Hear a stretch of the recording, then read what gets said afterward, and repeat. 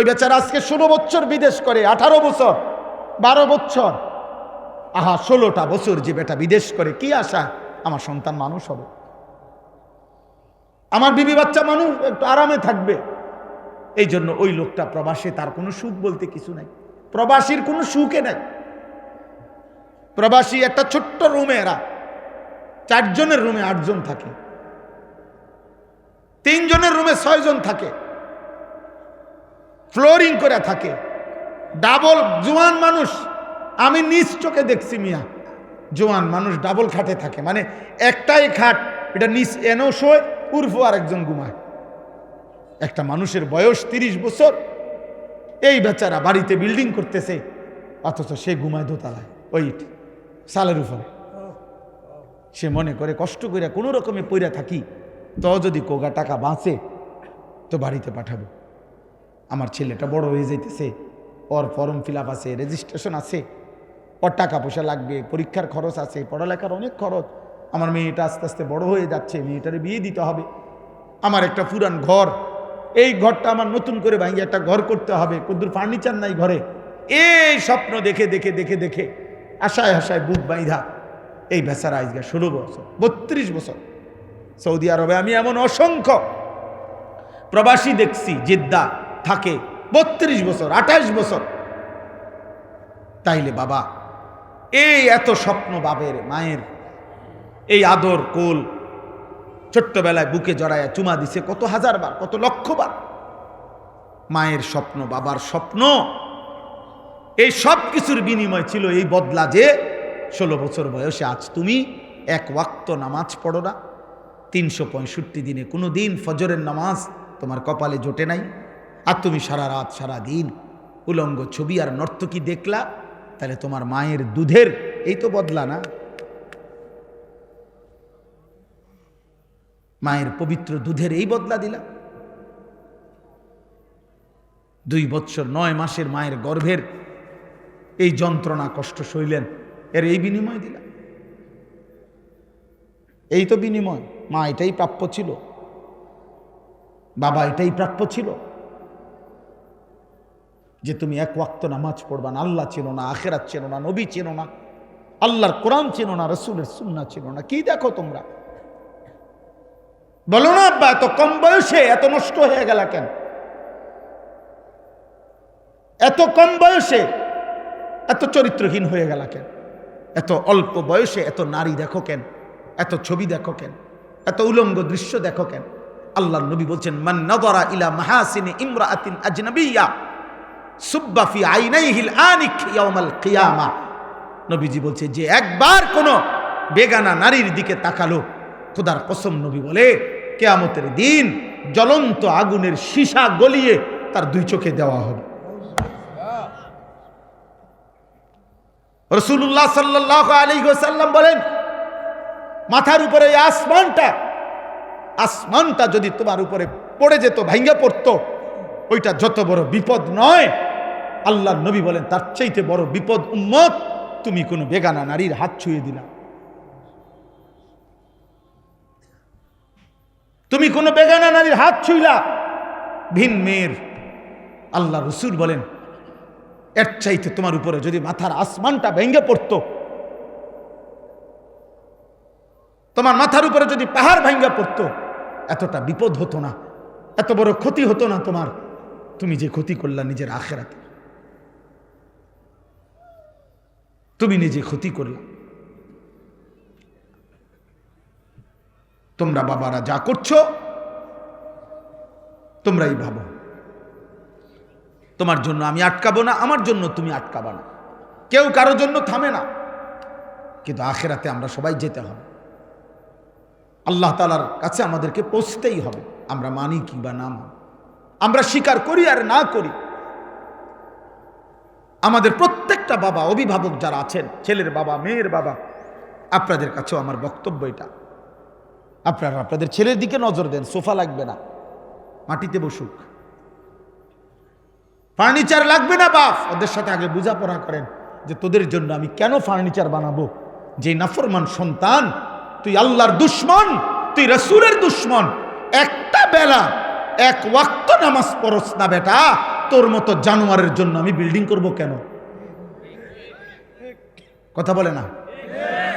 এটা কি বলা উচিত না যে তোর মতো জানোয়ার, তোর মতো আল্লাহর দুশমন,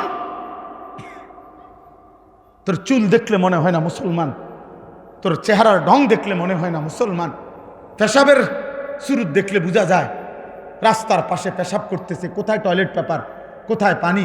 তো তুমি কুত্তা দেখো না?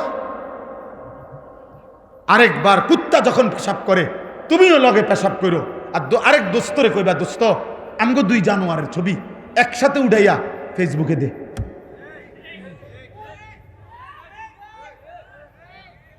বলে দুজনের ছবি একসাথে উঠা, আমরা দুইজন একই, ওরও কোনো পানি নেয় না, ও টয়লেট পেপার ব্যবহার করে না, আমিও করি না, যা মিলছে ভালো। তুমি মুসলমান না? তোমার রক্তে ঈমান নাই? তুমি আল্লাহর কাছে যাবা না? আব্বা আহাসিবান নাসু আন ইউতরাকু আন ইয়াকুলু আমান্না ওয়া হুম লা ইফতানুন। আল্লাহ বলে লোকেরা তোমরা কি ভেবেছো শুধু বলবে আমি মুমিন? তুমি শুধু জবান দিয়ে একবার বলবা আমি মুসলমান, আর আমি আল্লাহ ইমানের পরীক্ষা না নিয়ে আমি বুঝি তোমার এমনে এমনে ছেড়ে দেব? তুমি কি এই ভেবেছো? কি মনে করছো? আল্লাহ বলেন আয়াহসাবু আল্লান ইয়াকদিরা আলাইহি আহাদ। আল্লাহ বলেন নাফরমান বান্দা কি ভেবেছে যে তার উপরে কারো কোনো শক্তি নাই, ক্ষমতা নাই?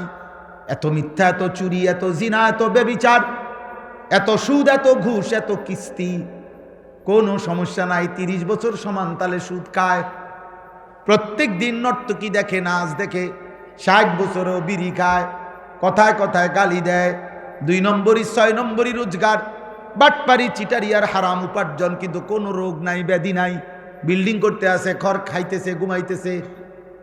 আল্লাহ রব্বুল আলামিন মনে বলেন তুমি কি ভেবেছো তাহলে তোমার উপরে কারো কোনো শক্তি নাই? এমনভাবেই বুঝি তুমি শেষ হবা। কেউ তোমাকে কিছুই বলবে না, কেউ তোমারে কোনোদিন হিসাব চাইবে না। আল্লাহ বলে না বান্দা বড় বেশি ভুল করেছো, তুমি আর জানা উচিত ছিল 24 ঘন্টা ওয়ালাদাইনা কিতাবুন ইয়ানতিকু বিল হক, আমি আল্লাহর পক্ষ থেকে আমল নামার ফেরেশতা 24 ঘন্টা তোমার পাশে আছে। যারা তোমার আমল নামা যখন চালাই, 7 তবক জমিনের নিচে আমি ওই মুহূর্তেই চালাই। হিমালয় পর্বতের চূড়ায় যখন আমি রিজিক দেই, আটলান্টিক মহাসাগরের নিচে আমি তখনই রিজিক দেই। এই কোটি কোটি মানুষের মুখে যখন খাবার তুলে দেই, কোটি কোটি জন্তু জানোয়ারের মুখেও আমি তখনই খাবার তুলে দেই। মায়ের পেটে যখন আমি বাচ্চা বানাই, তো কোটি কোটি জন্তু জানোয়ারের পেটেও আমি তখন বাচ্চা বানাই। একটা করতে গিয়ে আমি আরেকটা ছেড়ে দেই না, একটা করলে আরেকটা ভুলে যাই না, একটার কারণে আরেকটা পিছনে পড়ে যায় না। আমি আল্লাহ কোনো সিরিয়াল দিতে হয় না, শনিবারে এ রবিবারে ওইটা, না না, একই সময়ে সব কিছু আমি করি। একই সময়, একই মুহূর্তে ক্ষমতাবান, একই মুহূর্তে ক্ষমতাবান। অতএব বাপ চাচারে বলি, মা বোনকে বলি, বহু মহিলা, মহিলারা মনে করছে সব কিছুর ছেলে মেয়ে জিফুতের ইমান আমল নামাজ রোজা সব স্বামী বেটার দায়িত্ব। তো চাচি আমনের কি দায়িত্ব, ভাবি আপনার কি দায়িত্ব, বোন আপনার কি দায়িত্ব? মহিলারে বলবেন, মহিলা বলবে আমার 3টা দায়িত্ব। এক, নিজে প্রথমত যেদ্দুর পারি সামান্য পরিমাণ রান্নাবান্না করা। দ্বিতীয় দায়িত্ব হইল প্রতিদিন নির্দিষ্ট সময় পরিমাণ সাজগোজ করা, অর্থাৎ পাউডার চুনু ফেরান লাভলি ডলা। আর হইল যেদ্দুর শল্যে কুলায়, হয় টেলিভিশন নয় বাজার আর মার্কেটে ঘুরা, খালাস। বাকি তোলে আমনের ফুত, আমনের জি, আমনের ছেলে মেয়ের ইমান আমল পড়ালেখা, এটি তার দায়িত্ব। এটি হেতে বেড়ার, ওনার কিছু না। ওনার হইল পাউডার, ওনার হইল ফেয়ার অ্যান্ড লাভলি। বুঝেন না কথাটা? বাচ্চা মোবাইল টিপে 1 ঘন্টা ধরে উনি সাজতেছে। বাচ্চা নিজে নিজে বসে টেলিভিশন দেখতেছে, রিমোট টিপতেছে, ওর যেটা মন চায় ওইটা দেখতেছে, এবড়ি বইয়া বইয়া ওই হে ঘরের উত্তরের ঘরের পশ্চিম হিস্যার বাবির লগে গপ মারে। এই শুধু কি করছে, 1 ঘন্টা লাগাইয়া বুড়ি এই 3 পিসের কালার এটা দেখাইছে যে এটা কিনতে গিয়া পুরাটা মার্কেটের কতগুলো বেডইতের লগে কথা কইতে হইছে, এটা কোনো জানতেন কথা না। একটা 3 পিস কিনা কোনো ছোটখাটো বিষয় না। বহুত তর্ক কইরা বোন তে বেটা দেয় না, আমি কেবল কই 300, হেতে কয় 600, মুলাইতে মুলাও এত মুলা না, আমি যত মুলাইছি। হ্যাঁ, মুলাও ফচ্চা গেল হইলে, মানে ক্ষেতের মুলা এবুড়ি যা মুলানি মুলাইছে। আস্তাগফিরুল্লাহ। হাই বোন, কি বললা? তোমার ছেলে তো নষ্ট হয়ে যাচ্ছে, তোমার মেয়ে তো নষ্ট হয়ে যাচ্ছে, তোমার ছেলে তো সারা রাত উলঙ্গ ছবি দেখে, তোমার মেয়ে তো আরেক ছেলের সাথে হারাম প্রেমের নামে অবৈধ সম্পর্ক করে চরিত্র, ইজ্জত, সতীত্ব নষ্ট করে দিছে। তুমি মায়ের খবরও তো নাই। চরিত্রহীন ছেলে দিয়া মা তুমি পরিচয় দিবা কেমনে? চরিত্রহীন মেয়ে দিয়া তুমি পরিচয় দিবা কেমনে? দুনিয়ায় বলবা কি, আখেরাতেই বলবা কি? আল্লাহ আমাদেরকে হেফাজত করে। এই পৃথিবীর সবাই জানে এটা তো অরাফুল আশজার বিল আসমার, এই পৃথিবীর একটা প্রবাদ সবাই জানে, বাংলা ভাষায় এটার ব্যবহার আছে। বৃক্ষ তোর নাম কি, ফলে পরিচয়, এটা বলে না তো এখানেও তো কথা এটা। বাবা মা আপনার জীবনের অর্জন আপনার জিফুত দেখলে তো বোঝা যায়, আপনার সন্তান দেখলে তো বোঝা যায় আপনার অবস্থাটা কি, আপনি করছেনটা কি। আল্লাহ আমাদেরকে হেফাজত করেন। অতএব আমি সকলকে বললাম, দোস্ত, এই শুধুমাত্র একটা মাহফিলের মাকসাদ এটা যেন না হয় যে লোক হয়েছে, এই শুধু এই কথার উপরে যেন একটা মাহফিল শেষ না হয়। কথাটা বোঝেন নাই আমার? এই কথার উপরে যে লোক হয়েছে, তো লোক হয়েছে আজকে, হ্যাঁ হয়েছে, মনে করেন অনেক লোক হয়েছে, জায়গা হয় নাই, কিছু লোক শেষ পর্যন্ত দাঁড়াইয়া ছিল, এইটা বলছি আমরা, বা কালকে বললো, তো এরপরে কি হয়েছে? ওনার নাম কি, ভাইয়ের নাম কি জানো? মনির ভাই। এখন মনির বাইরে যেহেতু লোক হয়েছে আজকে, অতএব কালকে সকাল থেকে মনির বাইরে মাথা তালগি দিয়া রাধিকার থেকে ব্রাহ্মণবাড়িয়া বিশ্ব রোড পর্যন্ত গিয়া বিশ্ব রোড 4 রাস্তার মাথা হোতা দিয়ে আইবেন। আপনারে আমরা খুশি হইয়া যে তো আপনার মাহফিলের লোক হয়েছে, আমরা এই মর্যাদা দিলাম গ্রামবাসী, আপনারে ফিকাফে কইরা পুরা গ্রাম ঘুরাইলাম নাকি বলেন? এটা কি, এটা করবে কি সে? অতএব দোস্ত আমার, আমি এটা বুঝি না। আমি বুঝি যে কলিজার অবস্থা কি, হৃদয়ে কোনো অনুভূতি হয়েছে কিনা, কারো বিবেক জাগলো কিনা। আহা, আমাদের প্রত্যেককে কোরআনুল কারীমের মধ্যে আছে। প্রিয় ভাই, আমি শেষ করে দিচ্ছি, আমার একটা আয়াত আমি শুধু পড়ছি, এটা পড়ার জন্য, বলার জন্য এতগুলো কথা বলছি। কোরআনুল কারীমের মধ্যে আছে সূরা নিসার আরেকটা আয়াত। আল্লাহ কোরআনে বলছে, ফাকাইফা ইদা জিনা মিন কুল্লি উম্মাতিন বিশাহিদ ওয়া জিনা বিকা আলা হাউলাই শাহিদা। আমার এই শেষ কথাটা 5টা মিনিট শোনো ভাই, বাবা আপনারাও শোনেন, পর্দার আড়ালের মারাও শোনেন। কোরআনুল কারীমে আল্লাহ বলছে, বন্ধু আপনি কি জানেন প্রত্যেক নবীর সামনে তার উম্মতের আমল নামা ওই নবীকে সামনে রেখেই খোলা হবে, এবং আপনি মুহাম্মদ, আপনি রাসূল, আপনি বন্ধু, আপনি নবী সাল্লাল্লাহু আলাইহি সাল্লাম, আপনাকে সামনে রেখেও আপনার উম্মতের আমল নামা খোলা হবে। আল্লাহর কসম, আমরা হাদিসে পড়ছি বাবা, এই আয়াত, এটা সূরা নিসার 40 নম্বর আয়াত, কোরআনুল কারীমের 4 নম্বর সূরা। এই আয়াতটা নবীজির একজন সাহাবী হযরত আব্দুল্লাহ ইবনে মাসউদ যখন পড়ছেন, তখন নবীজির সামনে, তো নবীজি বলছেন, এই আয়াত পড়ার পরে ওই সাহাবীকে বলছেন, হাসবুক, থামো। তো উনি তো মাথা নিচের দিকে নামাইয়া নবীজির সামনে পড়তেছিলেন কোরআন শরীফ। এই আয়াতের কাছে আইসা নবীজি বলছে, থামো, হাসবুকাল আন, এখন থামো। একেবারে পরিষ্কার হাদিসের শব্দ, রিয়াজুস সালিহিন কিতাবে আমি পড়ছি। নবীজির সাহাবী আব্দুল্লাহ ইবনে মাসউদ তিনি বলেন, আমি থেমে গেলাম, এবার মাথা উঠাইয়া নবীজির চেহারা মুবারকের দিকে তাকাইলাম। আল্লাহর কসম তিনি বলেন, ফাইদা আইনাহু তাদরিফান, আমি দেখতে পেলাম আল্লাহর নবীর দুই চোখ থেকে অঝরে পানি ঝরছে। নবী আমার অঝরে কাঁদতেছেন। তো মুহাদ্দিসিন লিখছে কেন কাঁদতেছেন নবী, এই আয়াত এটা শুননা কেন কাঁদলেন, এভাবে কাঁদলেন কেন? তো উত্তর হইল, ওই যে কথাইটা যে আল্লাহ বলছে যে বন্ধু আপনাকে সামনে রেখেও আপনার উম্মতের আমলনামা খোলা হবে। তো আল্লাহর নবী ঠিক ওই মুহূর্তে কাঁদতেছিলেন আর ভাবতেছিলেন, হায় আমার সামনে যদি আমার উম্মতের আমলনামা খুলে আর গুনার নাফরমানির কারণে আমার উম্মত যদি আমার বেইজ্জতি করে, আমি আমার মালিকের কি বলব?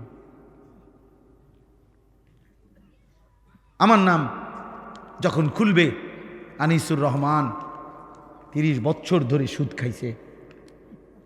আনিসুর রহমান 60 বছর বয়সেও বিড়ি সিগারেট খাইতো। আনিসুর রহমান 365 দিনের এক বছরে কোনো দিন ফজরের নামাজ পড়ে নাই। আনিসুর রহমান তার স্ত্রী ছেলে মেয়ে কেউ পর্দা করত না। আনিসুর রহমান তার ঘরের মানুষ ছিল 8 জন, আল্লাহর কোরআন পড়তে পারত না একজনও। আনিসুর রহমান 60 বছরও যে মৃত্যু পর্যন্ত গালি ছাড়া কথা বলতো না। এই আমলনামা যখন নবীজি দেখবেন তখন খোদার কসম কিতাবে আছে নবীজি তখন কাঁদবেন। আর কাঁদতেছে তো দুনিয়াতেই কাঁদতেছে, তখনই তো কাঁদছেন। কেঁদে কেঁদে বলবেন, উম্মত তুমি আমার উম্মত, আমার এই শ্রেষ্ঠ নবীর শ্রেষ্ঠ উম্মত এটা তুমি আমার তায়েফের রক্তের কথা শোনো নাই? তুমি আমার উহুদের দান দান শহীদ করা কথা শোনো নাই? তুমি শোনো নাই যে আমি ক্ষুধার কষ্টে পেটে পাথর বাঁধছিলাম? তুমি শোনো নাই আমি উম্মতের জন্য সারা রাত জেগে চোখের পানি ফেলে কাঁদছিলাম? এর বিনিময় দিলা এটা? হ্যাঁ বলো না আব্বা, আজ যদি মরে যাও আর আজকের দিনে যারা এক ওয়াক্ত নামাজ পড়লেন না, তোমরা যারা ছেলেরা পড়লা না, বলো না আব্বা তোমার নবীর সামনে তুমি কেমনে দাঁড়াইবা? কি দিয়ে সুপারিশ চাইবা? সুপারিশের জন্য কোনো কাগজপত্র লাগবে না, সুপারিশের কোনো নিয়ম কানুন নাই। আপনি বিড়ি খাইতে খাইতে ব্যস্ত যাবেন গা, আপনি সুদ টাকা গুনতে গুনতে ব্যস্ত চলে যাবেন? চলেন খালাস, যার যা মনে চায় করেন, কোনো অসুবিধা নেই। কারো জন্য কেউ আটকাবে না, কারো দুনিয়াই থেমে যাবে না। সুখের দুনিয়াও শেষ হয়, দুঃখের দুনিয়াও শেষ। হাসলেও মরে যায়, কাঁদলেও মরে যায়। বাসর রাতও ভোর হয়, ফাঁসির রাতও ভোর হয়।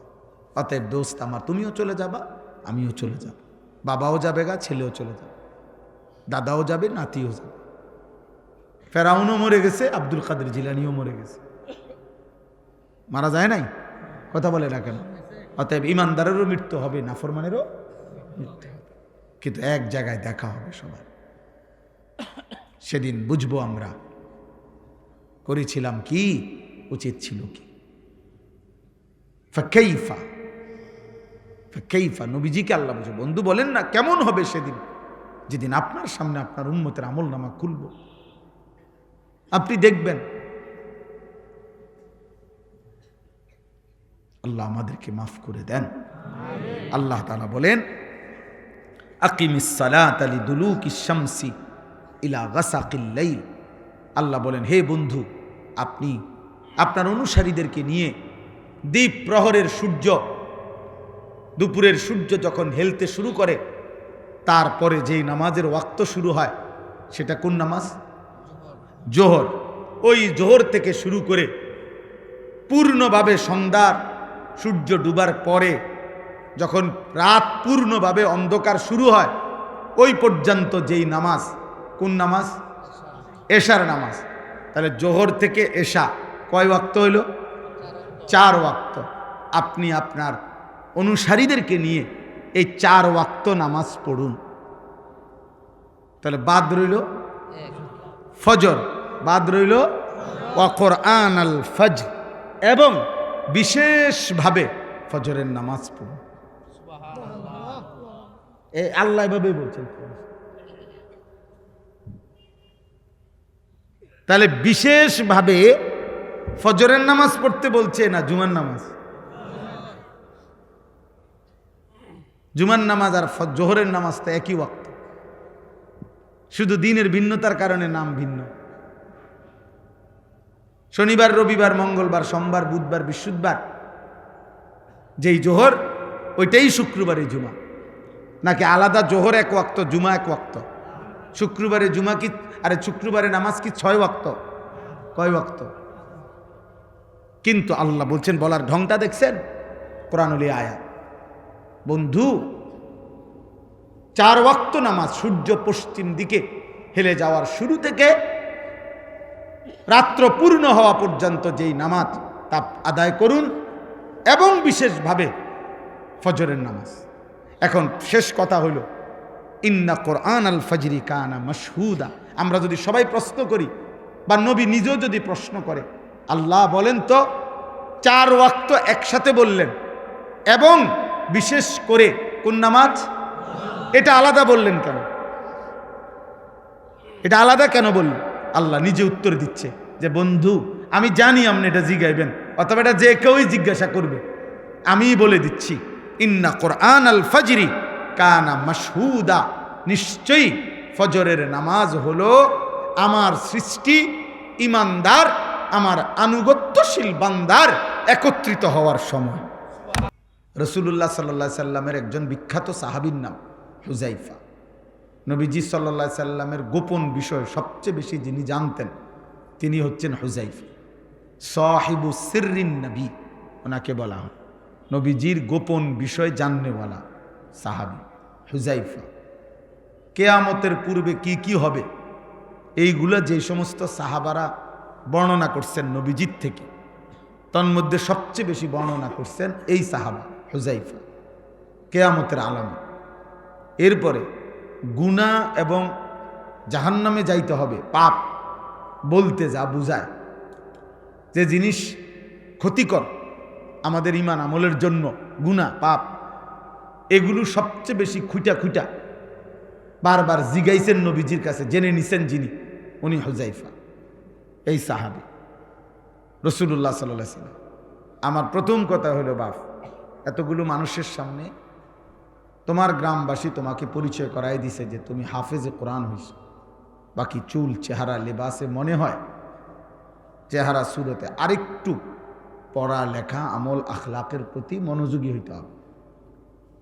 নিজেকে আগামী 1 বছর পরে, 2 বছর পরে এমন যেন না হয় তুমি মহল্লাবাসীকে অপমান করলা যে নিজের উল্টা চলাফেরার দ্বারা, তাইলে সেটা হবে এতগুলো মানুষের জন্য কষ্টের কারণ। এই জন্য আল্লাহ যেন তাকে সত্যিকার একজন হাফেজ, আলেম হিসাবে, উম্মতের খাদেম হিসাবে কবুল করে নেন।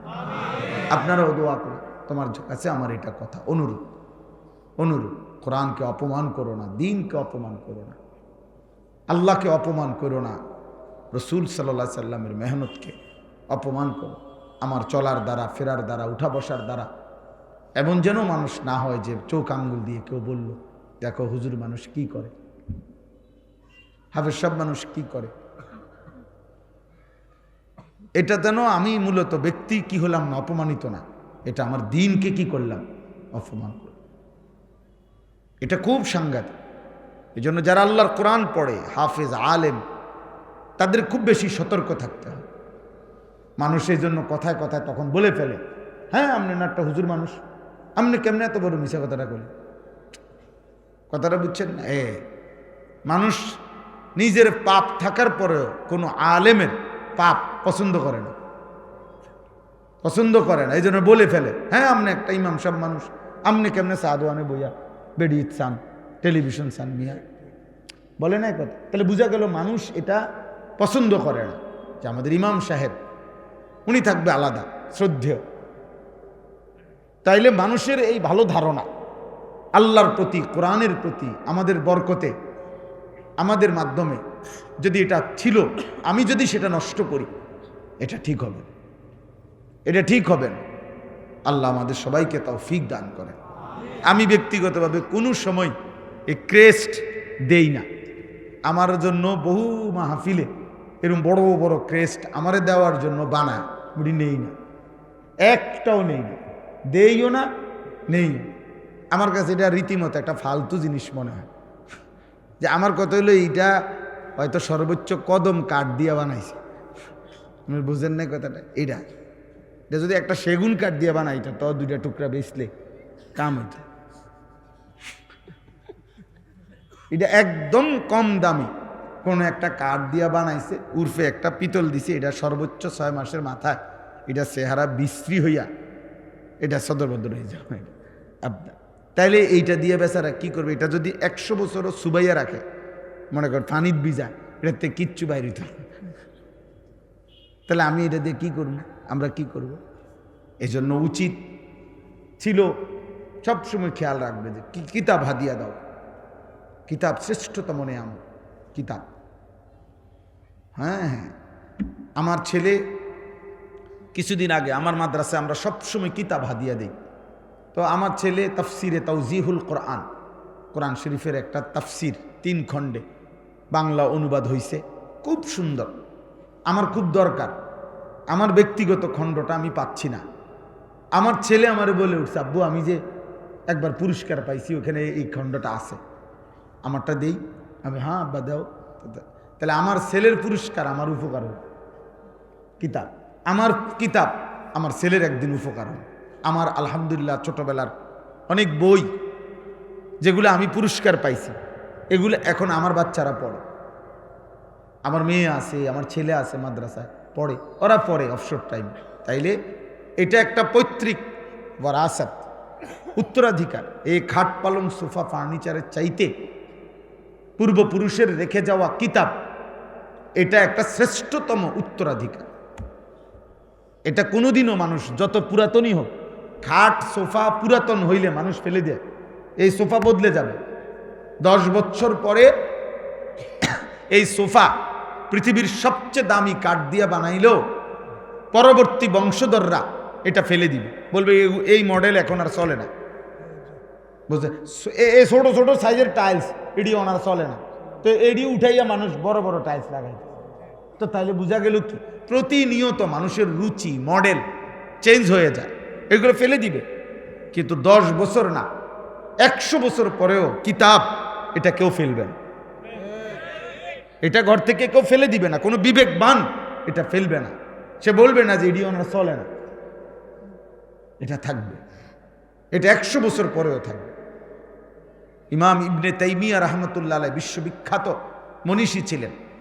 ওনাদের আমলে, ওনাদের এলাকায়, ওনার জীবনীর মধ্যে আছে, উনি বলছেন আমরা পারিবারিকভাবে সকলেই ছিল, আমাদের মা, চাচি, দাদি, আমাদের বাবা, দাদা, আমাদের চাচা, মামা, সব পুরুষ নারী ছিল দিনওয়ালা, কোরআন পড়তো, সুন্নাহ পড়তো, কিতাবাদি পড়তো, এলমি পরিবার ছিল ওনাদের।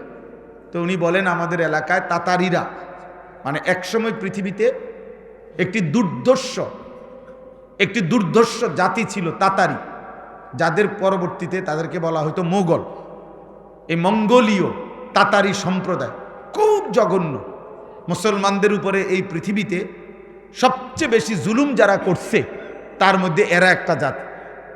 Hulagu Khan, Genghis Khan, Timur Lang, এদের অনুসারীরা, এদের দল সৈন্যরা। তো এই এলাকায়, ওনার এলাকায় এই তাতারিরা, কাফের মুশরিকরা মুসলমানদের উপরে এলাকায় আক্রমণ করছেন। আক্রমণ করার পরে পুরা এলাকাবাসী, এলাকা ছাইরা, এই আজকে যেরকম ফিলিস্তিন, গাজার মুসলমান চলে যায় ইসরায়েলের বেঈমানদের আক্রমণে, এরকম চলে যাচ্ছিল এলাকা ছেড়ে। তো তিনি বলেন যে, ইমাম ইবনে তাইমিয়া রাহমাতুল্লাহ আলাইহি বলেন যে আমাদের ফ্যামিলির, মনে করেন এই ছোট বাচ্চাটা, ও হুজুরের 2 ছেলে, এরকম বাচ্চা, ছোট বড় পুরুষ নারী, আমাদের এই পুরা ফ্যামিলির সমস্ত আসবাবপত্র আমরা তো রেখে গেছি শত্রুর আক্রমণে, এগুলো তো নিয়ে যাইতে পারি নাই, কিছু আমরা চলে যাচ্ছি অনির্দিষ্ট গন্তব্যে, কোথায় যাব, যাযাবরের মতো, শরণার্থীর মতো। কিন্তু তিনি বলেন আমাদের পরিবারের ছোট বাচ্চা থেকে শুরু করে বড় বুড়া মানুষটা পর্যন্ত প্রত্যেকেই আমাদের এই পূর্বপুরুষের যত কিতাব ছিল সবগুলোই 2টা 10টা 4টা 5টা, মানে যে যেদূর পারছে হাতে নিতে, আমরা সেই কিতাবগুলো আমাদের উত্তরাধিকারী সম্পদ, সেগুলো মাথায় বয়ে এই অনির্দিষ্ট পথে আমরা তার সাথে করে নিয়ে গেছি, একটা কিতাবও ফেলে যাইনি। কিন্তু কি ফেলে গেছি? ফার্নিচার, সব আসবাব সামান কি ফেলে গেছি, কিন্তু কি ফেলে যাই নাই? কিতাব ফেলে যাই, কিতাব ফেলে যাই। এর জন্য পুরস্কার হওয়া উচিত। আমাদের আসলাফ ও আকাবির এটা করতেন, পূর্বপুরুষ। ইদানিং কালে আইসা এটা খুব বুঝালাইছে, এটা ক্রেস্ট দিছে, ক্রেস্ট দিছে কি হিসে, সে এটা দিয়ে করবে কি? যাই হোক, এটা লইয়া আমার বিরাট ওয়াজ করা মাকসাদ না। এই জন্য আমি বলছি ভাইকে যে ভাই এটার এক হাফেজ কোরআনকে এটা কি দিন, এটার দাম হইতো না 100 টাকা, এটাকে এটার দাম 10,000 টাকা। কথা বলেন না কেন? এটার দাম 10,000 টাকা। আমরা চিনি না জিনিস, দেখি স্বর্ণের জিনিস, তাইলে মামুলি একটা জিনিস। এই জন্য বললাম যে এই মুহূর্তে তো কিতাব আনতে পারবে না উনি, কোত্থেকে আনবে ওনারা। এই জন্য ভাই তো মহব্বত করে আমাদের এই হাফেজ হুজাইফা সবার পক্ষ থেকে সম্মান জানিয়ে তাকে 5,000 টাকা হাদিয়া দিছে। আমি ব্যক্তিগতভাবে আমার থেকেও 1,000 টাকা দিলাম। আল্লাহ তাআলা তোমাকে কবুল করেন, আল্লাহ বরকত দান করেন। ধরো, ঠিক আছে, আল্লাহ মেহেরবানি করেন। আল্লাহ তাআলা সবাইকে কবুল করেন। আগামী দিনও দ্বীনি, ধর্মীয়, ইসলামী জায়গায় কিতাবই শ্রেষ্ঠতম জিনিস, কিতাবই শ্রেষ্ঠতম হাদিয়া। একটা আমি গতকালকে আমার মাদ্রাসার 2য় সাময়িক পরীক্ষার রেজাল্ট ছিল, গতকাল সোমবার আমি রেজাল্ট দিছি। যখন আমরা আলহামদুলিল্লাহ প্রত্যেক ছাত্রকে আমরা প্রথম, ফার্স্ট, সেকেন্ড, থার্ডকে প্রত্যেক ক্লাসে প্রতি পরীক্ষাতে ছোট ছোট পুরস্কার দেই, বই, ছোট ছোট বই দিই। একটা ছেলেকে আমি একটা বই দিতে গিয়ে ওই বইটা দেমু আর কি একটু পরে পুরস্কার, এটা আমি একটা পৃষ্ঠা উল্টাইছি দেখার জন্য। এ উল্টাইয়া প্রথম যেটা আমার নজরে পড়ছে, অসাধারণ একটা কথা আমি শিখছি ওখান থেকে। ইমাম আবু ইউসুফ রাহমাতুল্লাহ আলাইহ একজন জগৎ বিখ্যাত ইমাম ছিলেন। আমাদের ইমামে আজম ইমাম আবু হানিফা রাহমাতুল্লাহ আলাইহির আজাল্লে শাগরিদ, মানে ওনার শ্রেষ্ঠতম একজন আস্থাভাজন ছাত্র ছিলেন, শাগরিদ ছিলেন ইমাম আবু ইউসুফ রাহমাতুল্লাহ আলাইহ। উনি ছিলেন মুসলিম খেলাফতের, তৎকালীন ইসলামী খেলাফত, এই বিস্তীর্ণ খেলাফতের প্রধান বিচারপতি, কাজীউল কুজাত। অনেক বড় দ্বীনি খেদমত তিনি করছেন, কিন্তু ছোটবেলায় ওনার আব্বা ছিল না, উনি একদম গরিব ফ্যামিলির ছিলেন। তো ওনার আম্মা ওনারে প্রত্যেক দিন পাঠাইতো বাজারে কাজ করার জন্য, কিন্তু উনি কাজ না করে উনি ইমাম আবু হানিফার দরসে বসে থাকতেন পড়া শিকার জন্য, এলেম শিকার জন্য। এখন মা প্রতিদিন বলতো, উনি যাইয়া পড়তো, উনি পড়তো, মা বলতে কাজ করতে, কারণ অভাবের সংসার, স্বামী নাই। তো একদিন মা রাগ করে বলছে, বাবা পড়ালেখা করে কি হবে, কি করবা তুমি ভবিষ্যতে, কিছুটা কাজ করলে তো সংসার চলতো, পেটটা চলতো। এই তখন তিনি বললেন, ইয়া উম্মি ইন্না হাদাল ইলমা ইয়ারফাউনি ইলা মাকামিন মা ইউনজিলুনি মিনহু আহাদান। মা আমি বিশ্বাস করি, তিনি বলছেন মাকে, মা এই এলেম, কোরআন সুন্নাহর এই এলেম একদিন আমাকে ওই মর্যাদায় উন্নীত করবে যে মর্যাদা থেকে পৃথিবীর কেউ আমাকে 1 সেকেন্ডের জন্য নামাইতে পারবে না। আমি জানি মা, এটা আপনি অপেক্ষা করেন। এলেম সম্মানিত করে, কোরআন সম্মানিত করে, রাসূলুল্লাহ সাল্লাল্লাহু আলাইহি সাল্লামের সুন্নাহ সম্মানিত করে, সেজদা সম্মানিত করে, আল্লাহর গোলামি সম্মানিত করে। এই জন্য এটা মনে রাখো আব্বা, তোমাদের ছেলেদেরকে বলি, বাবা তোমরা যারা মুসলমান, 12 বছর, 14 বছর, 16 বছর, 18 বছর, 20 বছর, 25 বছর, অথচ আল্লাহর কোরআন দেখে দেখেও পড়তে পারো না। অথবা বয়স্ক মাঝবয়সী বাবা, আপনারাও যারা আল্লাহর কোরআন দেখে দেখেও শুদ্ধ একটা পৃষ্ঠা পড়তে পারেন না, আমার দিল বলে ওই মানুষটার, ওই মুসলমানটার মূলত কোনো জিব্বাই নাই, ও জানেই না কোনো কথা, ও আসলে জিব্বাই নাই তার, মূলত ও বোবা, মূলত ওই ব্যর্থ। আল্লাহ তাকে জিব্বা দিয়ে নিয়ামত দিছিলেন, সে মালিকের দেওয়া জবান, মালিকের দেওয়া শব্দ, আল্লাহর দেওয়া উচ্চারণ করার ক্ষমতা, আহা, মালিকের কথাটুকুই সে পড়তে পারে না। এর চাইতে বড় বদনসিব, দুর্ভাগা, মন্দ কপাল আর কে হইতে পারে? আর কে হইতে পারে? আরে বেটা, তোর জবানের দরকার ছিল কি বেটা? তার কথা বলার যোগ্যতা দরকার ছিল কি বেটা? তুমি তোমার রবের কালামই পড়তে পারো না? আমি তোমার জিব্বা যিনি দিছেন, কথা বলার যোগ্যতা যিনি দিয়েছেন, খালাকাল ইনসান আল্লামাহুল বায়ান। আল্লাহ বলছে মানুষকে সৃষ্টি করেছেন আল্লাহ, আর সেই আল্লাহই মানুষকে বায়ান মানে নিজের অন্তরের ভিতরের কথাটাকে স্পষ্ট করে বলা, ব্যাখ্যা করে বলা, বুঝাইয়া বলা, এই যোগ্যতা আল্লাহ বলেন আল্লাহই শিখাইছেন। আল্লাহ কে শিখাইছেন? আখরাজাকুম মিন বুতুনি উম্মাহাতিকুম লা তা'লামুনা শাইআন। আল্লাহ বলেন আমি আল্লাহই তোমাদেরকে তোমাদের মায়ের পেট থেকে বের করে এনেছি।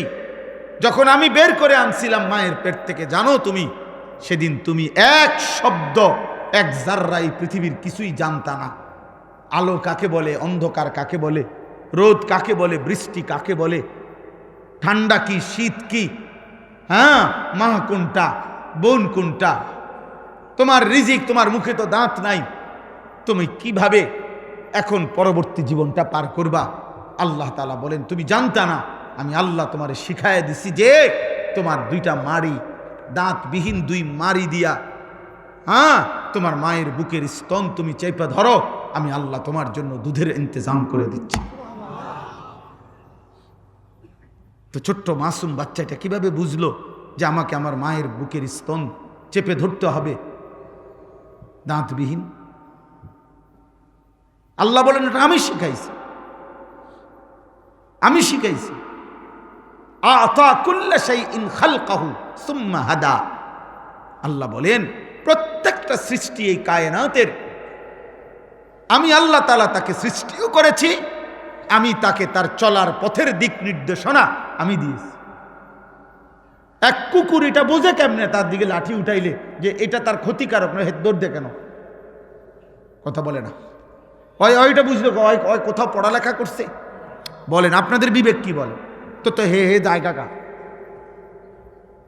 সে এই কথাটা বুঝলো কেমনে? বলো না আব্বা, এই কথাটা কে বুঝলো? কেমনে বুঝে? কেমনে বুঝে? এক হাঁসের বাচ্চা পানি চিনে কেমনে? এক মুরগির বাচ্চা পানির থেকে বাঁচে কেমনে? মুরগির বাচ্চা পানিতে যাইতে চায় না, হাঁসের বাচ্চা পানি ছাড়া থাকতে চায় না। এমন হইল কেমনে আব্বা? হ্যাঁ, মৌমাছি ফুল চিনে কেমনে? পায়খানায় বসে না কেন? ফুলে বসে কেন? মৌমাছির আইন, মৌমাছির আইন আছে, মৌমাছির চাকে আলাদা সৈন্য থাকে। মৌমাছির সিস্টেম সবচেয়ে নিখুঁত, পৃথিবীর সবচেয়ে সুন্দর নিখুঁত পরিকল্পিত ব্যবস্থাপনা, পুরা প্রকল্প সবচেয়ে বেশি সুন্দর হইল মৌমাছি বাসা, মধুর চাক। এটা কোরআন শরীফের জন্য আল্লাহ তাআলা বলছে ওয়া রাব্বুকা ইলান নাহাল। বাহ, আল্লাহ বলেন এই ছেলে, এই মোবাইল এটা টিপা না, ওঠো এখান থেকে, উঠে যাও, ওঠ বেটা, না ফরমান বেটা,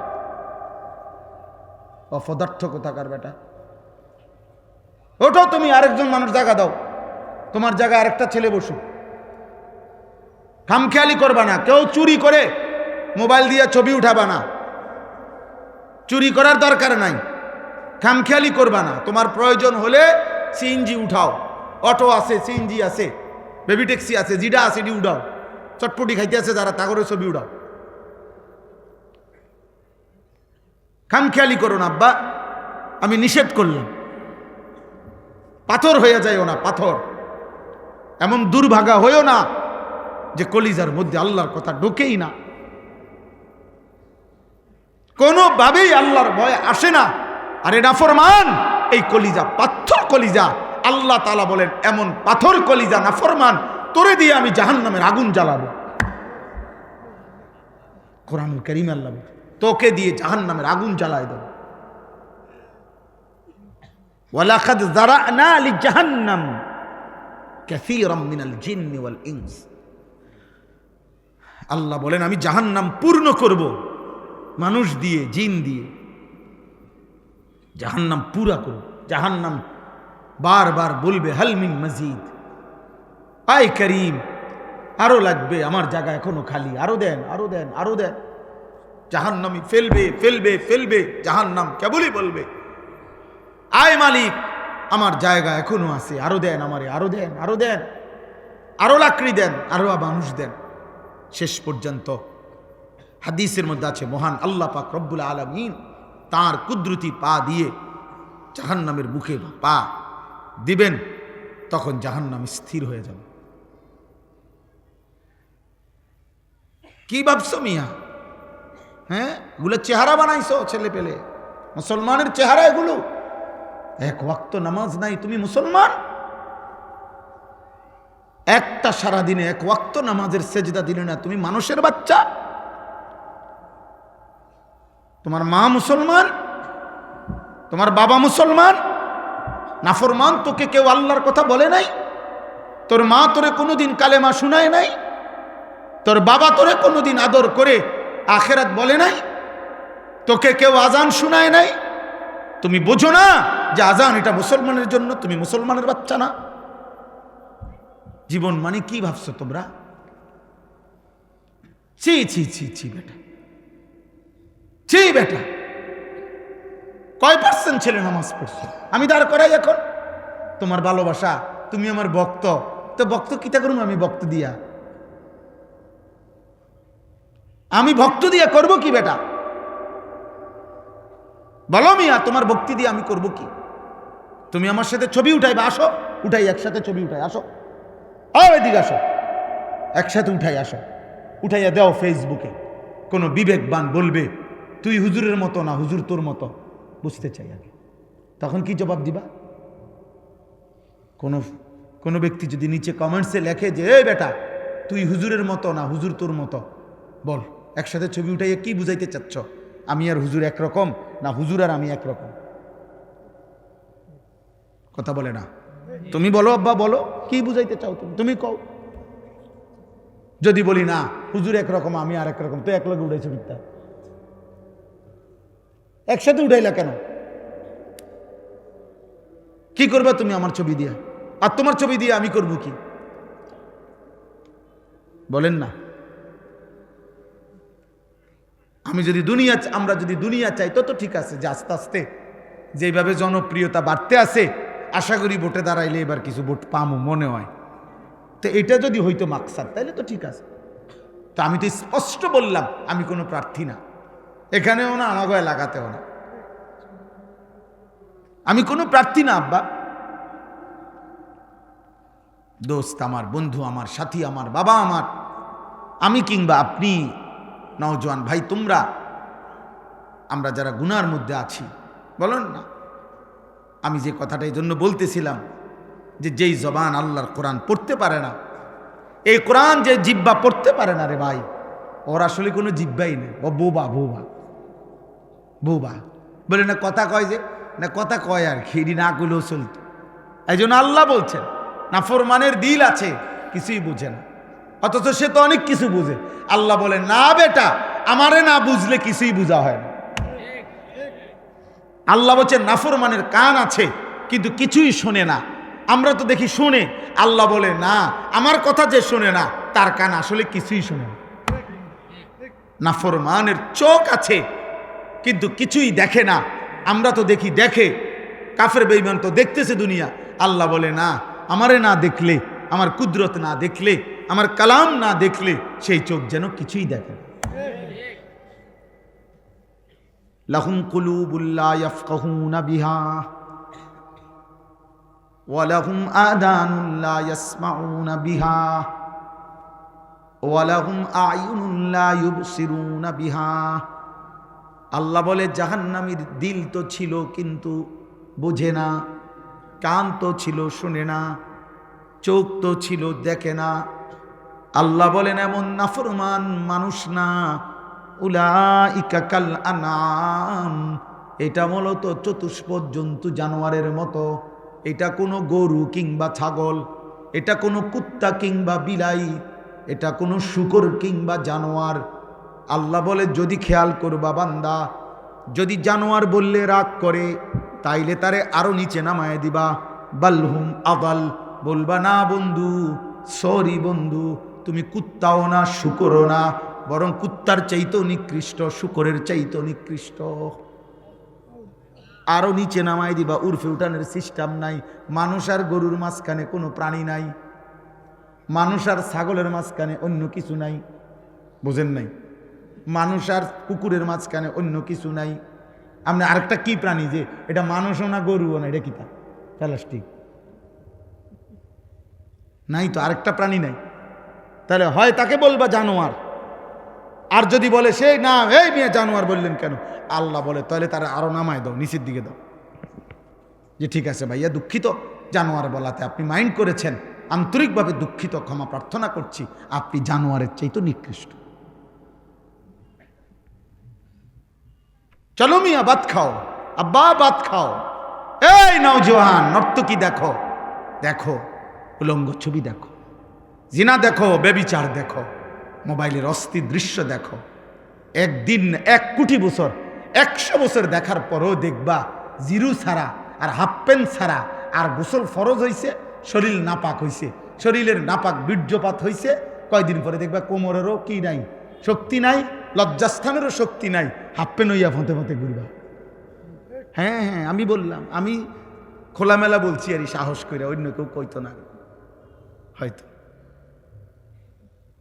তোমার মতো অপদার্থ তখন আর কোনো কামে লাগবে না, তখন আর জান চলে না, শরীর চলে না, ভাল লাগে না, কেরুম জানি লাগে, কেরুম লাগে আমরা জানি না, আমরা বুঝি না। গুনাহ তোমার শরীর নষ্ট করে দিছে, গুনাহ তোমার রুচি নষ্ট করে দিছে, আহা গুনাহ তোমার আখলাক নষ্ট করে দিছে। আজকের 16-18 বছর বয়সী যুবক, তুমি যদি এত কম বয়সে এত নারী নর্তকী দেখে ফেলো, তোমার বিবাহিত স্ত্রী তোমার কাছে ভাল লাগবে না। তুমি বলবে, হ্যাঁ তুমি বলবে জমা আমি আজকে 10 বছরে যেটি দেখলাম মোবাইলে, এই বিড়ি দিয়ে এটি দাঁড়ে গেছে অনেক, এটা কিতা দিল আমার, আহা তখন লানত হবে, লানত জীবনের উপরে অভিশাপ হবে। তখন বুঝবা দোস্ত কষ্ট কাকে বলে। স্ত্রী দিয়ে যার অতৃপ্তি, অথবা স্ত্রী যার 2 নম্বর চরিত্রহীন, স্ত্রী যার পরকীয়ায় আসক্ত, স্ত্রী যার অন্য পুরুষের দিকে যার নজর, স্ত্রী যার বাইরে ঘুরতেই অভ্যস্ত, বিবি যার মানুষকে রূপ যৌবন দেখাইতেই পাগল পারা, খোদার কসম তার ঘর তার জীবন জাহান্নামের টুকরা ছাড়া আর কিছু। তোমার আর আগুনে জ্বলতে হবে না, আগুন তো জ্বলতেই আছে, তোমার আর জাহান্নামে জ্বলতে হবে না। আমি জানি তো মানুষ যেমন দুনিয়ার ডাক্তারদের কাছে বিভিন্ন হালাত শোনায়, আমাদের কাছেও তো মানুষ ব্যক্তিগত বহু কিছু বলে, দিবানিশি বলে, কত চিঠি, কত কাগজ, মোবাইলের হোয়াটসঅ্যাপে কত ভয়েস, শত শত আছে, এগুলো তো আমরা শুনি।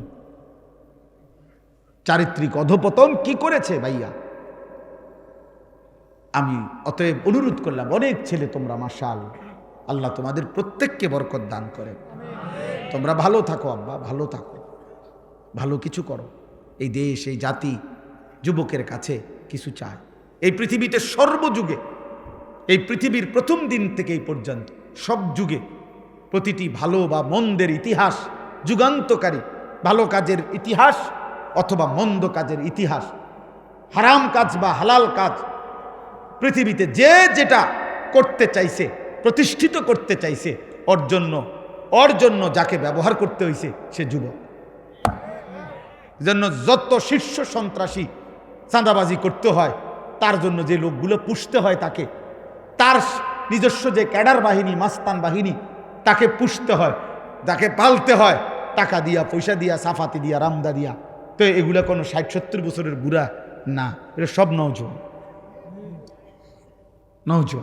আর পৃথিবীর ইতিহাসে আল্লাহর দ্বীনের জন্য, কালেমার জন্য যতবার জিহাদ করতে হয়েছে 1450 বছরে, ইসলাম প্রতিষ্ঠার জন্য যতবার কলিজার শাহাদাত দিতে হয়েছে, খুন ঝরাইতে হয়েছে, মুজাহিদ প্রতিবারই এই মুজাহিদ আল্লাহর জন্য জানবাজ ইমানদার প্রত্যেকবারই ব্যবহার হয়েছে সর্বাধিক যুব সমাজ। যুবকের রক্ত সঠিক ব্যবহার হইলে পৃথিবীতে কল্যাণের ইতিহাস রচনা হয়। যুবকের রক্ত মন্দ জায়গায় ব্যবহার হইলে অকল্যাণের ইতিহাস রচিত হয়। এই সেদিনও পত্রিকায় দেখলাম, ঢাকাতে প্রকাশ্যে দিবালোকে মানুষের চলাচলের ব্যস্ততম রাস্তায় শীর্ষ সন্ত্রাসীকে পিছন থেকে 2 জন পাটাপাট গুলি করে ফেলাই দিছে রাস্তা। আহা, তার অবুধ সন্তান, তার বিবি কাঁদতেছে, চিল্লাইতেছে, আরে ভাইয়া চিল্লাবা। তাহলে এই জন্য দয়া করে, মেহেরবানি করে স্টেজের দিকে এতটুকু খেয়াল রাখা চাই যেটা যেন ফইরা না যায়। প্রয়োজনে অন্যরা, ভাই নওজোয়ান মৌলানা, আপনারা কেউ কিছু কমে হলেও অন্য মেহমান, মুরব্বী মেহমান জায়গা দেন। তাইলে এই জন্য আমি বললাম, আমার এটা কথা বাপ, আমি একটা ফিকির অস্থিরতার কারণে এগুলা বলি। ওয়ান যুবকরা বেশি আমার ওয়াজে আসে, এটার কোনো আসলে আলাদা কিছু না। বিশেষত্ব আমি কোনো তাবিজ খাওয়াইছি না কাউরে, আমি কোনো তাবিজ বেশিও না, কথা বুঝেন না, বিষয়টা কিছুই না। আমি বুঝাইতে চাই শুধু একটা অস্থিরতা আমার, যে তোমরা কেন নিজেকে নষ্ট করছো। আমার প্রশ্ন হলো এটা, তোমার দ্বারা অনেক কিছু হইতো, এই পৃথিবীর অনেক স্বপ্ন ছিল ছোটবেলায়। কমপক্ষে একটা ছেলে ভাবো, আব্বা তুমি ভাবো, ছোটবেলায় তুমি কল্পনা করো কত মানুষ তোমার মাথায় হাত বুলাইছে। এই যে হুজুর এখন ওনার এই ছেলেরে বলছে আমার হাত বুলাই দেন, ওরে বলছে হুজুর হাত বুলাই দেন। এইভাবে প্রতিটা বাবা, প্রতিটা মা কোলের বাচ্চা, ছোট বাচ্চাকে এইভাবে কত শত শত মানুষের কাছে তোমারে বাবা, তোমার মা তোমারে দাদির কোলে দিছে, নানির কোলে দিছে, ফুফির কোলে দিছে, চাচির কোলে দিছে, খালার কোলে দিছে। খালা বোন আমার বাচ্চাকে দূর মুচ্চা দেন, ফু দিয়া দেন, আল্লাহ যেন মানুষ করে। মায়ের এই স্বপ্ন ছিল কি না বল? বাবার এই স্বপ্ন ছিল না? অতএব তোমার দিন শুরু হবে আল্লাহর কোটি কোটি ফেরেশতার লানত নিয়ে। অতএব আজকে শেষ কথা এটা, আমি দয়া করে প্রত্যেককে অনুরোধ করছি, মেহেরবানি করে বাপ, ভাই, বন্ধু, প্রত্যেকে দোস্ত, ফজরের নামাজ সহ 5 ওয়াক্ত নামাজ আমরা পড়বো ইনশাআল্লাহ। নিয়ত করো আব্বা, নিয়ত করো, দিল থেকে বলো, দিল থেকে বলো, দিল, ধোকা দিও না। আমি কোনো ভোট চাইতেছি না, আখেরাত চাইতেছি, আখেরাত। তোমার একটা সেজদা চাই, তুমি একটা সেজদা দিলে আল্লাহর আরশ কাঁপবে, আর আল্লাহ বলবে বান্দা আমি তোকে যৌবন কালে সেজদা দিছ, গোলামি করছো, আমি তোকে আমার আরশের নিচে ছায়া দান করব। রাজি ইনশাআল্লাহ? আল্লাহ তৌফিক দান করেন, আল্লাহ কবুল করেন। সবার জন্য কথা এটাই, দিন হেফাজত করেন, ঈমান হেফাজত করেন, আখলাক হেফাজত করেন, নিজের জীবন রাসূলুল্লাহ সাল্লাল্লাহু আলাইহি সাল্লামের সুন্নাতের উপরে নিজেদের জীবন বানান। এই চুল, এই চেহারা, এই লেবাস, এই পোশাক, এই ঘর সংসার, রাত দিন, আহার নিদ্রা, পেশাব পায়খানা, আচার ব্যবহার, রুচি, সব নবীজির একটা সুন্নত মোতাবেক করেন, তাহলে সবচেয়ে সুন্দর হবে, চমৎকার হবে, সবচেয়ে আকর্ষণীয় দেখা যাবে যদি আমরা নিজেকে সুন্নত মোতাবেক গড়ি। আমি প্রত্যেক দিন আমার সাদা গাড়িতে সুন্নাতের একটা পূর্ণাঙ্গ নবীজির সুন্নতের বই বিক্রি করি।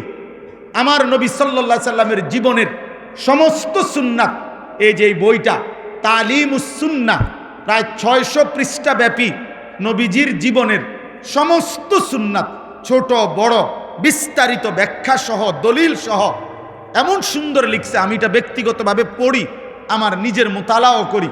আলহামদুলিল্লাহ, আমাদের ঢাকা গাজীপুরের একজন বড় আল্লাহওয়ালা বুজুর্গ অধ্যক্ষ মিজানুর রহমান চৌধুরী, কাপাসিয়ার হজরত, বহুত বড় আল্লাহওয়ালা, সমস্ত আলেমদের কাছে উনি অনেক শ্রদ্ধেয় মানুষ। উনি এই কিতাবটা লিখছেন। আপনাদের কাছে অনুরোধ, যার সুযোগ হয় 400 টাকা মূল্যে এই কিতাবটা আপনারা আমাদের সাদা গাড়ি থেকে কিনবেন। সর্বশেষ আর 1 মিনিট কথা হইল, আমার একটা ছোট্ট আবেদন আছে। আবেদনটা হলো এই কিশোর যুবক ভাই সহ সবার কাছে, বাবা আমার জিন্দিগির একটা স্বপ্ন, আমার একটা ছোট মাদ্রাসা আছে কুমিল্লা ক্যান্টনমেন্ট ময়নামতি, ওই মাদ্রাসায় 500-র মতো ছেলে বাচ্চারা পড়ে আলহামদুলিল্লাহ। কিন্তু আমার একটা স্বপ্ন দীর্ঘদিনের ছিল যে আমি পৃথক একটা মাদ্রাসা করতে চাই, বড়, যেই মাদ্রাসাটা সারা বাংলাদেশের স্কুল কলেজ ইউনিভার্সিটির ছেলে যারা কিশোর যুবক হয় এখন পড়ে অথবা পড়া ছেড়ে দিছে, অথবা যেই কোনো শ্রেণী পেশার বয়স্ক মুরব্বী, যেই কোনো দিন মজুর কুলি ঠেলাওয়ালা, ওনারাও যেন জীবনের প্রয়োজনে যখনই অবসর পায় দিন শিখতে পারে। আমার একটা স্লোগান এটা, যে আসবে যখন দিন শিখবে তখন, যার সময় যতক্ষণ দিন শিখবে ততক্ষণ। মানে যেদ্দুর এদ্দুর, আপনি যখন সুযোগ, শুক্রবারে ক্লাস বন্ধ তুমি শুক্রবারে যাইবা, শনিবারে বন্ধ তুমি শনিবারে যাইবা, 3 ঘন্টা 3 ঘন্টায় শিখো, 3 দিন 3 দিনই কিছু শিখো। এরকম একটা বড় আলাদা শিক্ষক কর্মচারী রেখে আমি একটা মাদ্রাসা করার আশায় 118 শতক জায়গা একসাথে আমি কিনছি আলহামদুলিল্লাহ। এই জায়গাটার দাম প্রায় 2.5 কোটি টাকার উপরে জায়গার দামে শুধু।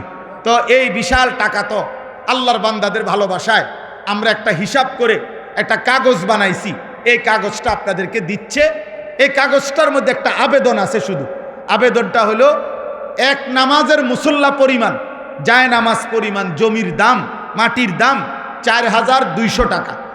যদি কোনো আল্লাহর বান্দা এই টাকাটা আমাদের মাদ্রাসায়, এখানে বিকাশ নাম্বার আছে, অ্যাকাউন্ট নাম্বার আছে, যদি দেয় তো ইনশাআল্লাহ আমরা তাকে আজীবন আমাদের মাদ্রাসার উন্নয়ন সদস্য হিসাবে গ্রহণ করে নেব, লিখে নেব ওনার নাম, মোবাইল নাম্বার।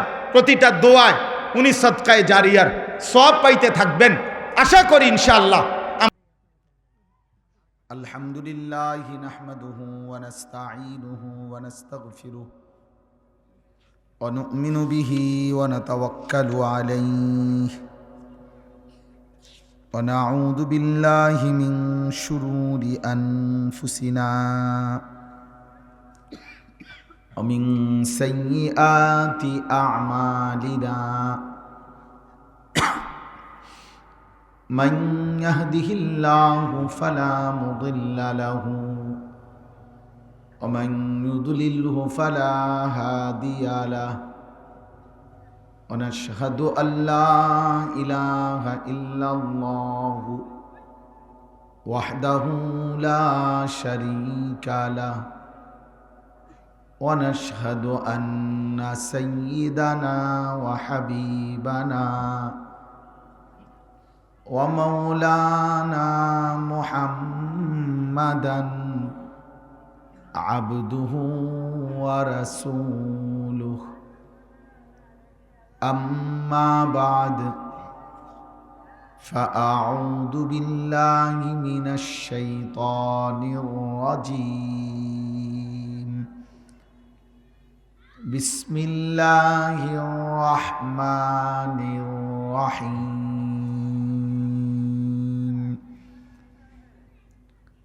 আকিমিস সালাতা লিদুলুকিশ শামসি ইলা গাসাকিল লাইল লিদুলুকিশ শামসি ইলা গাসাকিল লাইলি ওয়া কুরআনাল ফাজর ইন্না কুরআনাল ফাজরি কানা মাশহুদা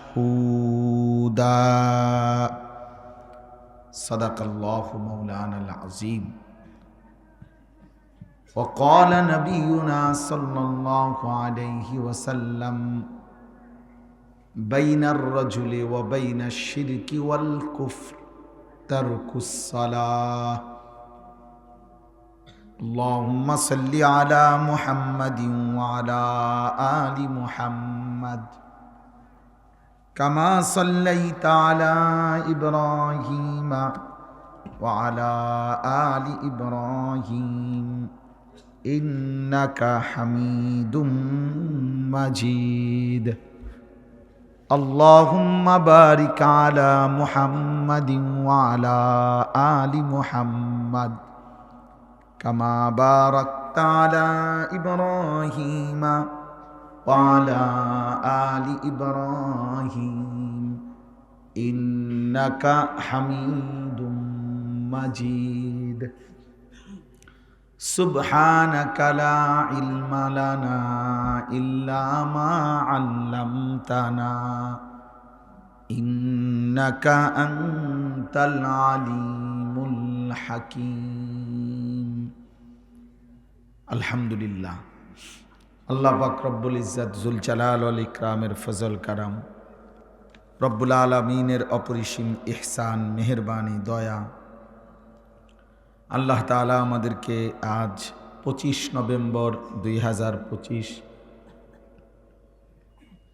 রোজ মঙ্গলবার বিবারিয়া সদর রাধিকা দক্ষিণপাড়া কবরস্থান সংলগ্ন ময়দানে রাধিকা সকল কবরবাসীদের মাগফিরাত কামনায় আজকের এই মুতাবাররাক 18তম বার্ষিক শানে মুহাম্মদ সাল্লাল্লাহু আলাইহি ওয়াসাল্লাম মাহফিলের আল্লাহ তাআলাই আমাদেরকে আসবার বসবার আল্লাহর জন্যই জমা হওয়ার তৌফিক দান করেছেন আলহামদুলিল্লাহ। প্রিয় ভাই নওজোয়ান বয়স্ক বাবা প্রত্যেকের কাছে আমার প্রথম কথা হলো হাতে ধরা যতগুলো মোবাইল আছে সবগুলো বন্ধ করতে হবে। মোবাইল হাতে ধরে ভিডিও বা রেকর্ড করা যাবে না, আমি স্পষ্ট নিষেধ করলাম। এরপরে আমার কথাটা যে শুনবে না আমি তারে বাইর করে দেওয়ার চেষ্টা করব, ধমক দেব, পরে ভাইয়া লজ্জা পাবে। দয়া করে এমনি চলে গেলে আমার কোনো আপত্তি নেই। তুমি যদি বলো যে ভাই আপনার মতো হুজুরের ওয়াজ শুনলাম না, তা আমিও মনে করো তোমার মতো বেড়াইতে কইলাম না, বুঝে না? অতএব এতে কোনো সমস্যা নেই, কারণ এটা কোনো আমার নির্বাচনী জনসভা না যে প্রত্যেকের একটা ভোট খুব মূল্যবান আমার দরকার না, আমার আখেরাত দরকার। অতএব এখানে সংখ্যা কোনো বিষয় না, বেশি কম এটা কিচ্ছু না। এখন লোক বেশি লোক আগে কম এগুলা কোনো বিষয় না।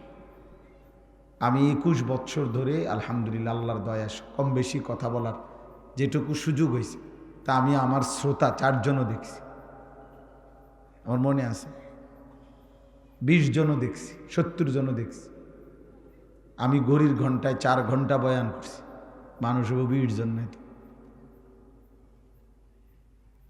2 ঘন্টা 2.5 ঘন্টা বয়ান করছি আলহামদুলিল্লাহ, কোনো অসুবিধা নাই। এখন আবার বেশি হয়েছে শ্রোতা, এটার বা কারণ আমি কিছু জানি না, আমার এটা জানার কোনো দরকারও নাই, এটা নিয়ে আহামরি কোনো পেরেশানি হওয়ারও কিছু নেই। শ্রোতা বেশি বা কম এর মধ্যে কিছুই না, কারো জনপ্রিয়তা দিয়ে কারো কিচ্ছু আসে যায় না। আখেরাতের কোনো 2 পয়সার ফায়দা নেই। দুনিয়াবি হইতে পারে, দুনিয়াবি কেউ রাজনীতি করবে, কেউ প্রার্থী হবে, বিভিন্ন দুনিয়াবি পদ পদবি হাসিল করতে চায়, এই জন্য জনসমর্থন দেখাইতে চায়, দলীয় নেতা কর্মী। কিন্তু আমরা আখেরাতের বিবেচনায় আল্লাহ তাআলা কোরআনুল কারীমের মধ্যে বলছে মা আগনা আনহু মালুহু ওয়া মা কাসাব। আবু লাহাবকে বলছে, আবু লাহাব তোমার জীবনের সমস্ত সম্পদ এবং জীবনের যত অর্জন, ওয়া মা কাসাব, ছেলে পেলে নাতি নাতনি ক্ষমতা বাহাদুরি যা কিছু তুমি অর্জন করেছ, আমি আল্লাহর হাত থেকে কিছুই তোমার উপকারে আসবে, কিছুই উপকারে আসবে, এগুলা দিয়ে কোনো ফায়দা হবে। হাসরের ময়দানে তোমার ভক্ত কয়জন, মুরিদ কয়জন, নেতা কয়জন, কর্মী কয়জন, এগুলো দিয়ে কিছুই হবে না। আল্লাহ তাআলা বলছেন প্রত্যেককেই পৃথক পৃথকভাবে, আলাদা আলাদাভাবে একজন একজন করে। লাকাদ জিতুমুনা ফুরাদা অকুল্লুহুম আতিহি ইয়াউমাল কিয়ামাতি ফারদা। প্রত্যেকেই আল্লাহ তাআলার নিকট আসতে হবে একজন একজন। আল্লাহ বলছেন একজন একজন, একজন একজন।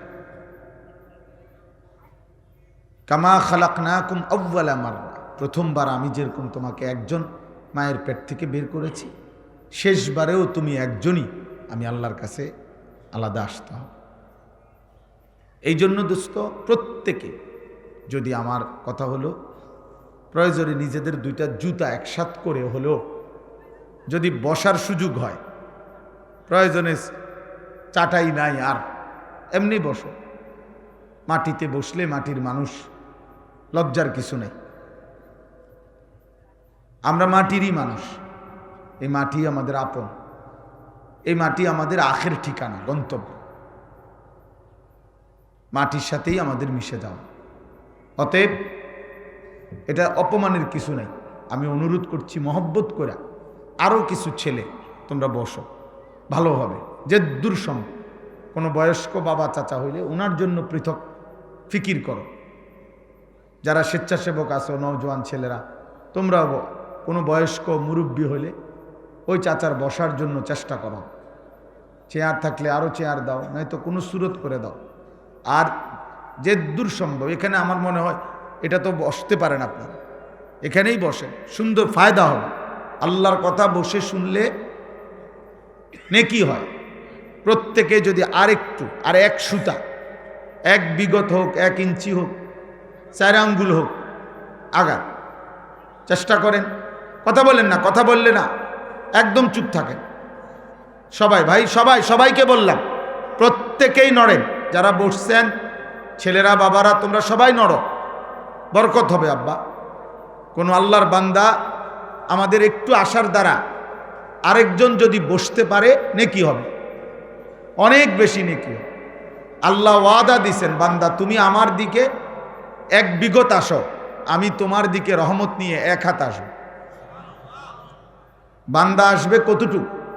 1 বিগত, 1 বিগত। আল্লাহ বলেন আমি রহমত নিয়ে আসবো 1 হাত। তুমি আসবে 1 হাত, আমি আসবো 2 হাত। তুমি আসবা হাঁটতে হাঁটতে, আমি আল্লাহ আসবো দৌড়তে দৌড়তে। আতাইতুকা হারওয়ালা, এটা অনেক বড় ব্যাপার। এরপরে যদি আর কোনোভাবে বসার কোনো সুরত না হয়, ঠিক আছে ভাই, আর তো কিছু করার নাই, কিন্তু ইচ্ছা করে চেষ্টা করে বসলে ভালো। আমার এই 2টা ভূমিকা। 1 নাম্বার কথা হলো, আমরা প্রত্যেকে মোবাইলটা বন্ধ রাইখা আল্লাহর কথা চোখের দিকে তাকাইয়া শুনলে সবার বরকত হবে, সবার বরকত। আল্লাহর কথা মনোযোগ দিয়ে শুনবার কথা, আল্লাহর আদেশ। ফাসতামিউ লাহু ওয়া আনসিতু। আল্লাহ বলছে আমার কোরআন যখন পড়া হয় তো তোমাদের 2টা কাজ। আল্লাহ নিজে বলছে, তোমরা মনোযোগ দিয়ে শোনো এবং চুপ থাকো, এবং চুপ থাকো। আল্লাহ বলছেন এতে করে আমি আল্লাহই তোমাদেরকে আমার কথার উপরে আমল করার তৌফিক আমি দিয়ে দেব। শর্ত কি? তুমি মনোযোগ দিয়ে শুনতে হবে, চুপ থাকতে হবে। তুমি আন্তরিকতা দেখাইবা সামান্য, আমি রহমত দেখাবো অসামান্য। তুমি মহব্বত দেখাইবা সামান্য, আমি আল্লাহ তাআলা দয়া করব অসামান্য, অসামান্য। এই জন্য একটা মাহফিল, এই ভাই, যে ভাই এখানে কথা বলছে, কি নাম, বহুত কষ্ট করছে এই দুস্থ মাহফিলটার ডেট আনার জন্য। কই, হ্যাঁ, এই যে অনেক কষ্ট করছে ভাই, অনেকবার আমার সাথে দেখা করছে, আমার কাছে গেছে, তো মিলানো যাচ্ছিল না। আলহামদুলিল্লাহ, আল্লাহর দয়া এটুকু সুযোগ হয়েছে, আল্লাহ আনাইছে। তো আমার কথা হলো, তোমার নাম কি আব্বা? হুজাইফা, মাশাআল্লাহ, হাফেজ হুজাইফা। হুজাইফা ব্যক্তিগতভাবে আমার পছন্দের একটা নাম।